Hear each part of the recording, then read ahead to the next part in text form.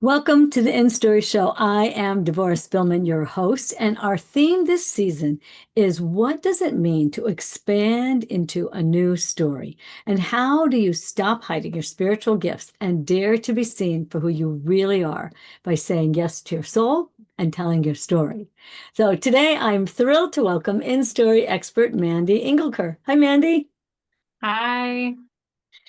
All right, so before we dive in, I'm just going to read a little bit about Mandy. Mandy is an intuitive energy healer and embodiment guide, supporting souls who are ready to return to their bodies. Through a sacred fusion of energy healing, shadow work, and somatic practice, she holds space for transformation from the inside out, so you can live from wholeness and not survival. So good. All right, Mm, so I'm going to ask you what I ask everybody, which is what does expanding into a new story mean to you? yeah. Um, there's two. And so one is personal, which is from the small self to the authentic self. And a little more professional is from the wounded healer to the healer. So one of the big reasons I said yes to InStory in the first place, again, too, but one of the bigger ones is I was on this journey to expand, but with that heal. And so with expansion is getting a little uncomfortable so you can get comfortable, right? And so expanding into that, but also to be witnessed and to be seen and kind of go through this alchemy of my own personal process of healing. And then there was another piece of like shaping a business and what that meant. And I didn't quite know when I said yes. But ironically, going through my own personal journey as a byproduct has helped shaped what it is in regards to the work that I do. So, yeah.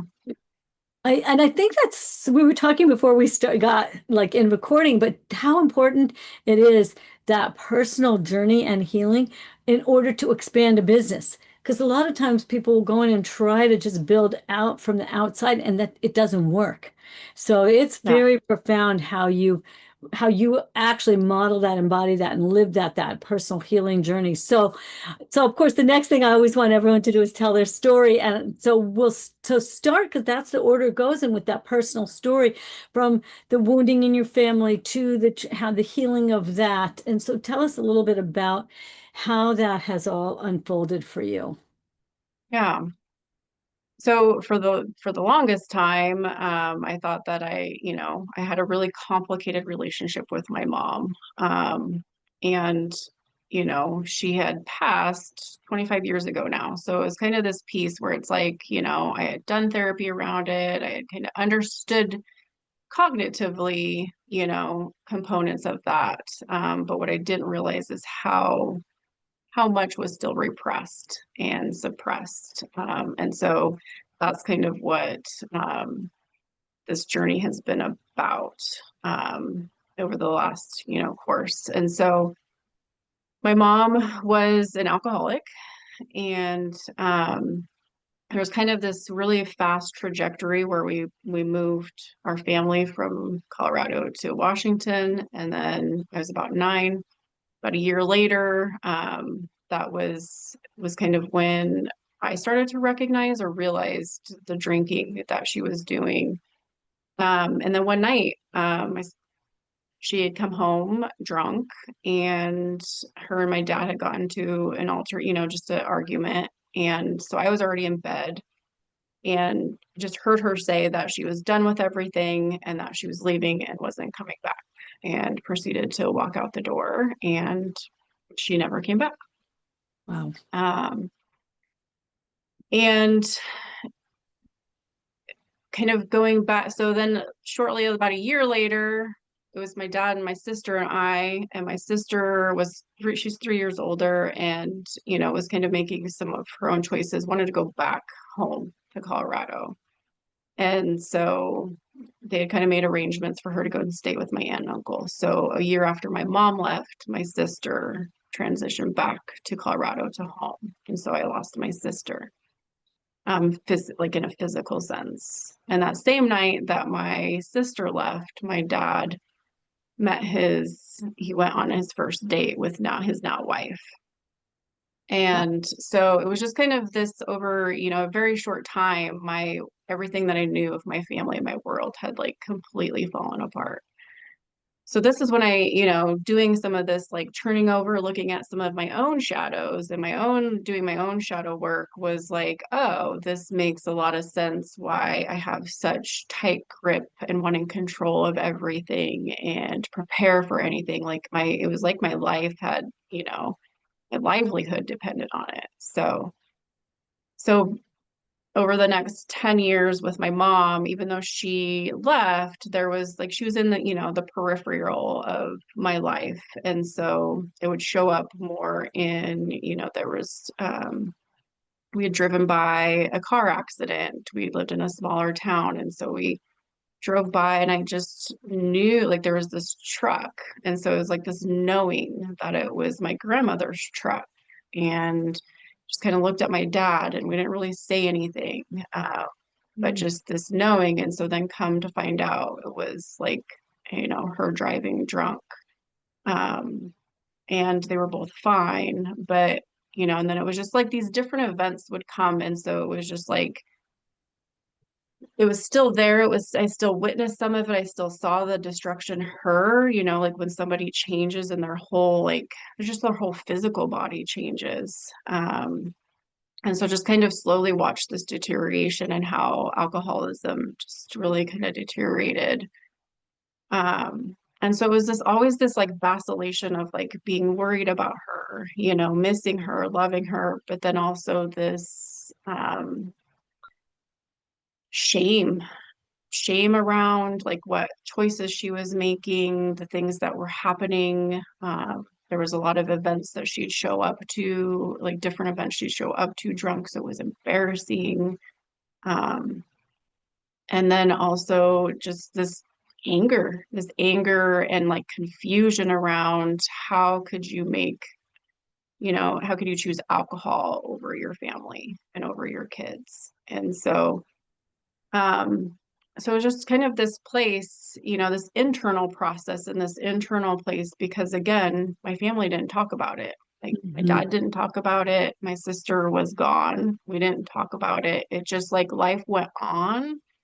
And then we just kind of handled these situations as they arose, but then, Wow.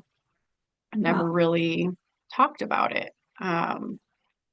So that was kind of like from that age, she was on and off the streets. And, there was one point where she ended up in a coma, had to like learn to walk and talk and all. And I was like, this is the second chance. Like, right, this is her second chance. I think I was a junior at that time in high school. And it was, she woke up, she had to learn all those things again and did okay for a little while, but was also went back to an environment that wasn't quite conducive of sobriety. And so she eventually went back to drinking. And by that time she was in another state. So there was a little further distance. But it's just like, you just know, right? And so it was this piece of knowing that, not knowing like, is she sleeping in a warm place tonight? Is she on the streets tonight? There were times where, she would use her body to have a warm place to sleep. There were other times she'd get beat up for trying that.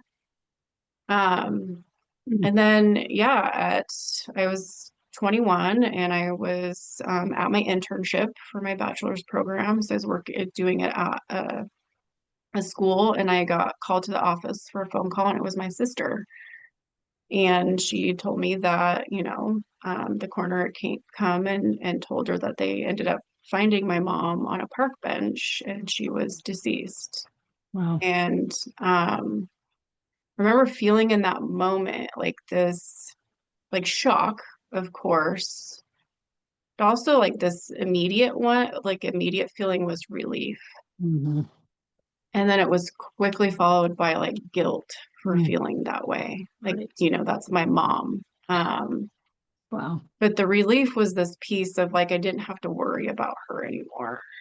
Um, and also relief of like there wasn't going to be this other presence showing up in my life.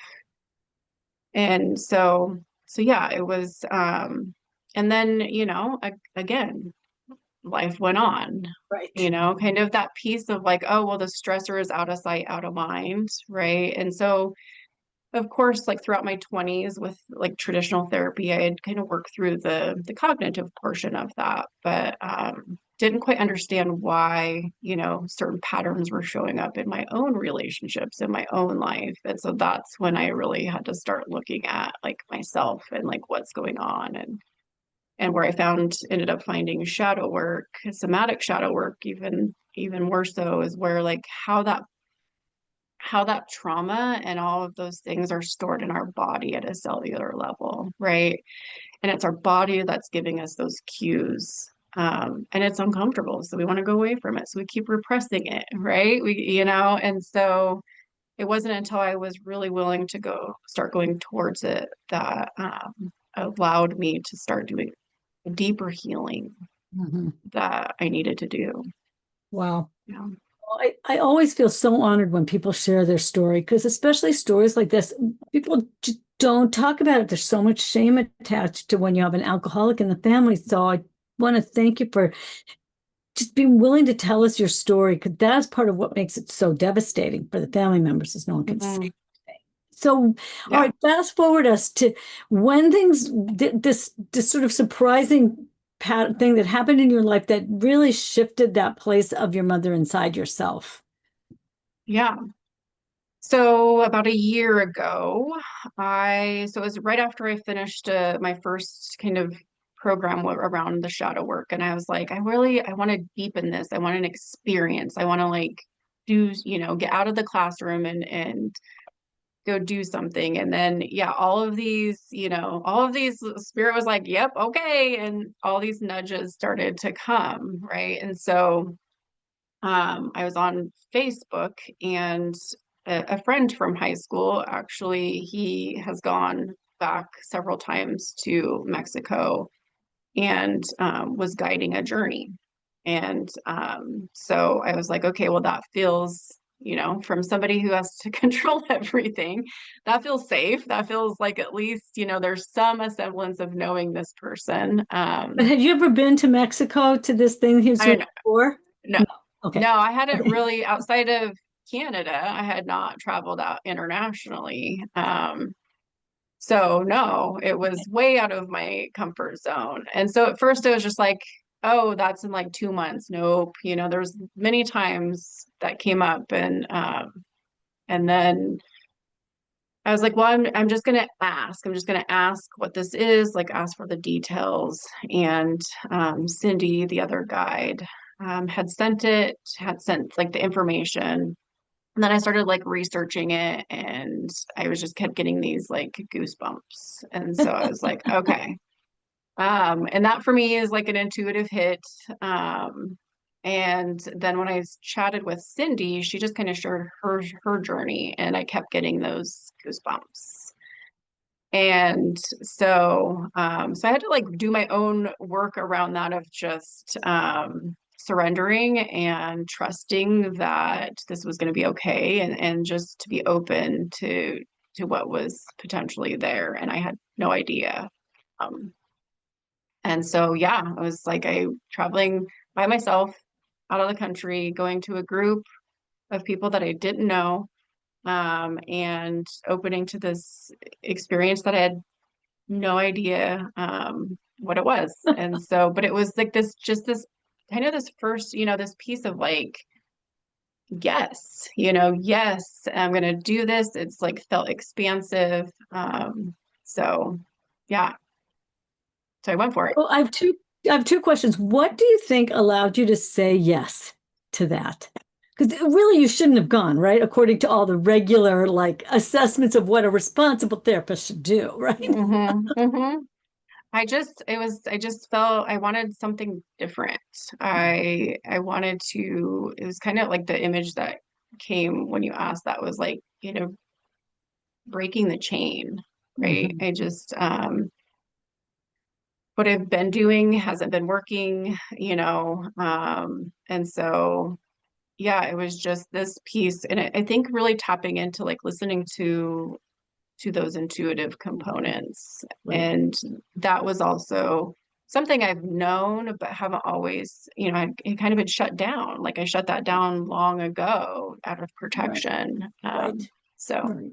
yeah, I think the reason I asked you is because I think that's part of what I'm feeling in this idea of expanding into a new story is trusting this other way of knowing.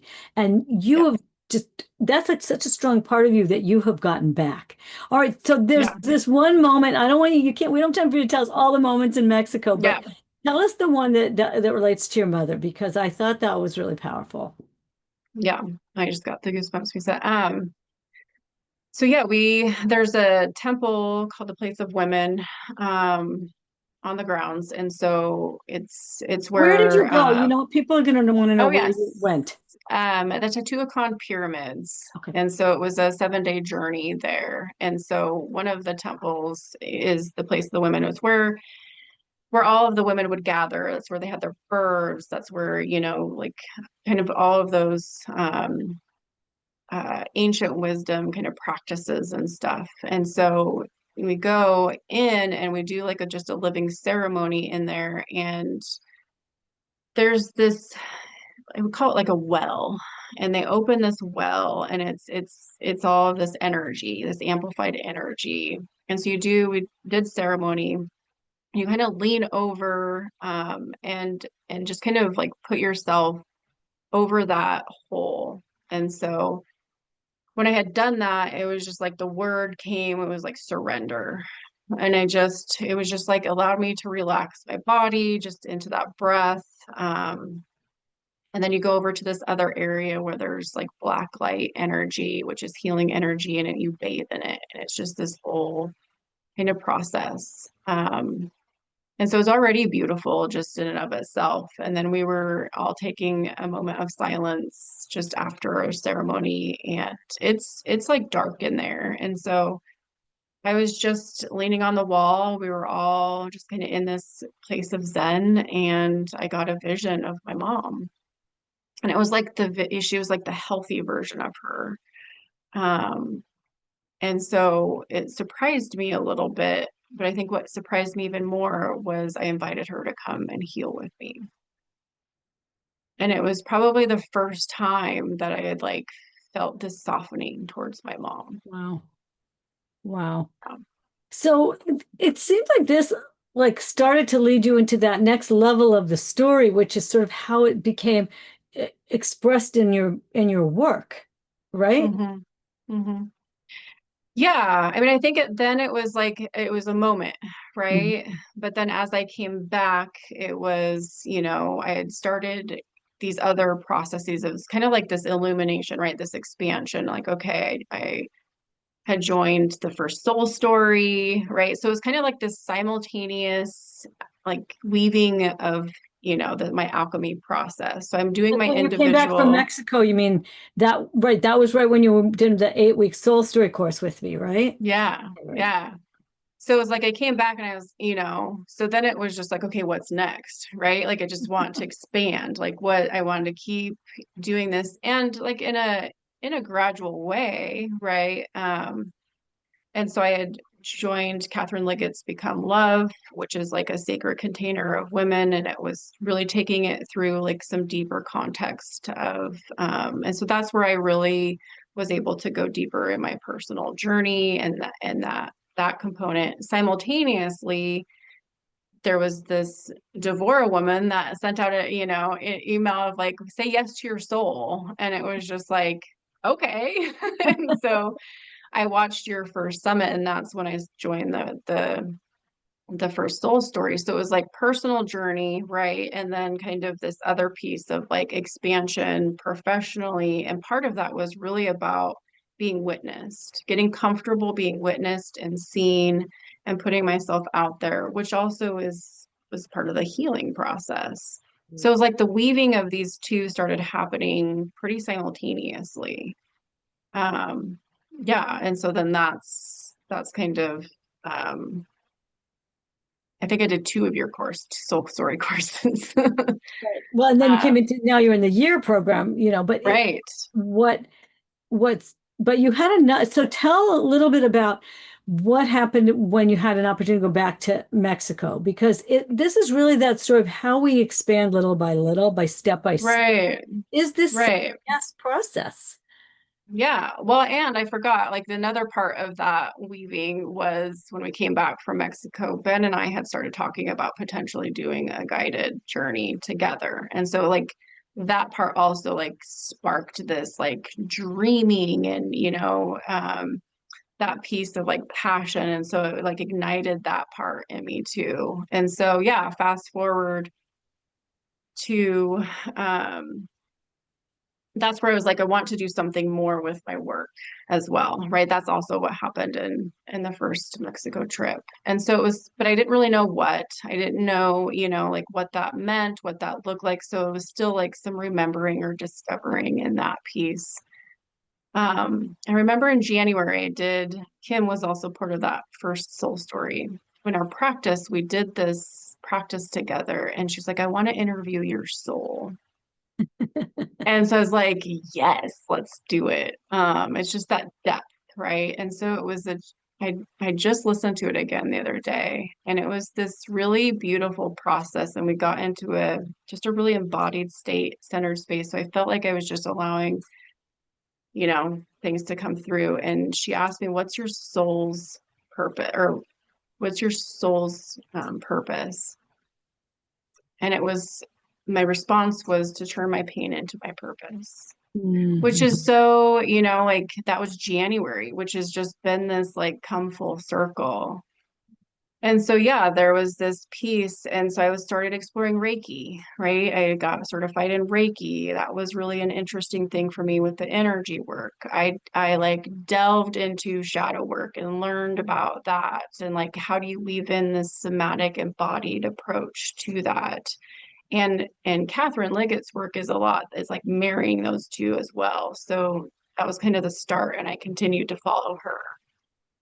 So I just like delved into that. So I was like, okay, how can I like weave all of these things into it, plus use my clinical background to just like marry all of these. And then that's when I, came up to like, okay, we probably need to figure out if I'm going to do the year-long InStory or not. And so for me, it was another layer of like illumination, expansion, but also like a real opportunity to shape something, your whole thing, right? I think it's shift, shape, and share. And here I am sharing. So that piece. And then April was that when I said yes, right before I went to Mexico the second time, to the pyramids again the second time.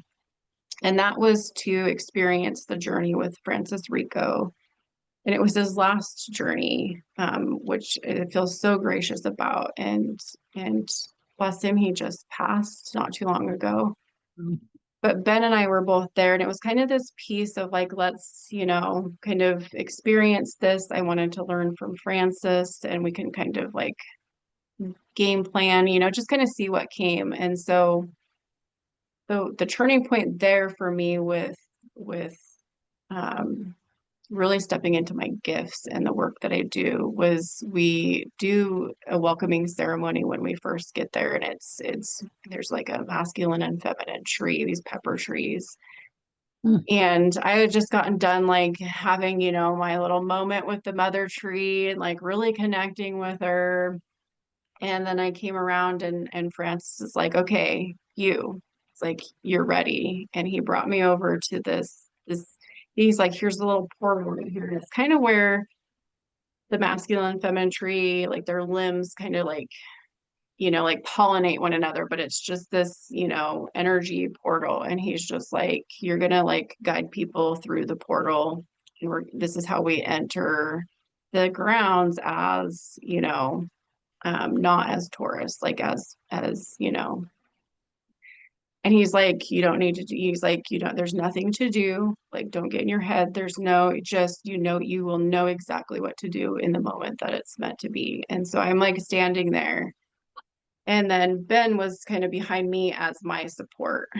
And like as we were getting started, Ben just came up and was just like, he's like, you get to be whoever you are meant to be, like you have permission to do whatever it is that comes to you. Just do what comes to you. And it was just like this moment of giving me a permission um to just be all of me, even if it like doesn't make sense or it's weird or this, and it's you don't get that. There's so many rules in therapy and so many things like you don't get to Mhm. share who you are or those pieces and it just flowed and then there each person's like energy was different and it's like this syncing together and it's just this like energetic component that and I do feel it in therapy when we're doing a deeper level. It's just like this sinking in, almost like our souls are like connecting.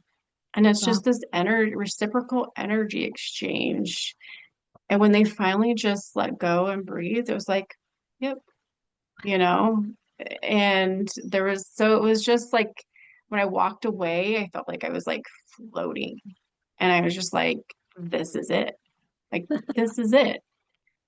Yeah. Um, so that was just in April of this year. And so, yeah.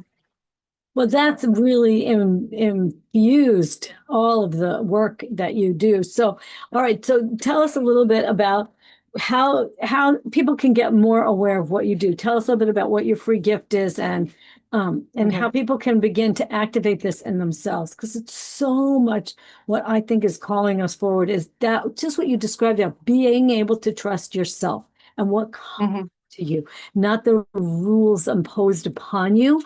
I think we're being called to that. And it does Yeah. require some healing. You described like there's work to do to clear away the old, but then, ooh, it's so good. So tell us Hmm. what your Hmm. free gift is so people can get a little bit of a start on this. Yeah, so it like really speaks to the whole alchemy of transformation. So it's a powerful guided process that takes you through this embodied somatic clearing, so that physical clearing, and then it weaves in some Reiki energy. So like that, working with our energy body, clearing that so that we can go into this really grounded and center place and do this process where we're connecting with the ground below, the great mother, and we're connecting with the sky above, the creator, and just getting into this place of coherent flow. So when we're in internal harmony, we're connected to the universal harmony. And So, this yeah. this idea of being in coherence, I've heard other people talk about it, and this harmony, it makes such a big difference. Yes. Yes. It makes such a Yeah. big difference. And you will be amazed. You can see, like when I watch you, Mandy, like I can see how you you know things, you feel it in your body, you're much more free to express from this other way of knowing. And I think this is what's being asked of us so much these days is to Hmm. embrace this more expanded knowing. Um, Hmm. and Yeah. and you're committed to bringing this forward in in your work. Like it's allowed you to do it. Like if you didn't do the work, you couldn't lead the work, Yeah, right? absolutely. Absolutely. And I think, yeah, it's that syncing that happens too. Yeah. So no, I like, yep, that's as a result, I've been able to kind of shape this energy work in this business. And so I'm in that midst of straddling the both and, but yeah, my passion and my goal is to fully step in to the Right, energy work. right. Yeah. And this power of this alchemy of transformation, I love it. All right. Yeah. Leave us with the last couple thoughts before we wrap up. Mm,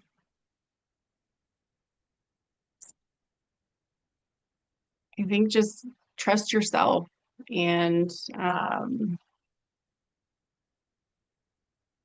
like trust keeps coming. I don't know. Trust yourself. Trust. I think that's that cultivation of trust, not just with yourself, but there is something greater out there for you. Yeah. So get the free gift go through the process, connect with Mandy, and see what opens up for you for a next step. So, Mandy, thank you so much for telling us your story, for having the courage to Hmm. embody this more expanded consciousness. I think we're all Hmm. being asked this, and you are a wonderful example of Thank doing you. it. Thank you, Devorah. Thank you very much. And you will all get a chance if you dive in. So, thank you, Mandy. Everybody, get the free gift. Let's do this deep work together. And as I always say in farewell, remember to go out in the world and share your story, live your purpose, and be a blessing. Bye, folks.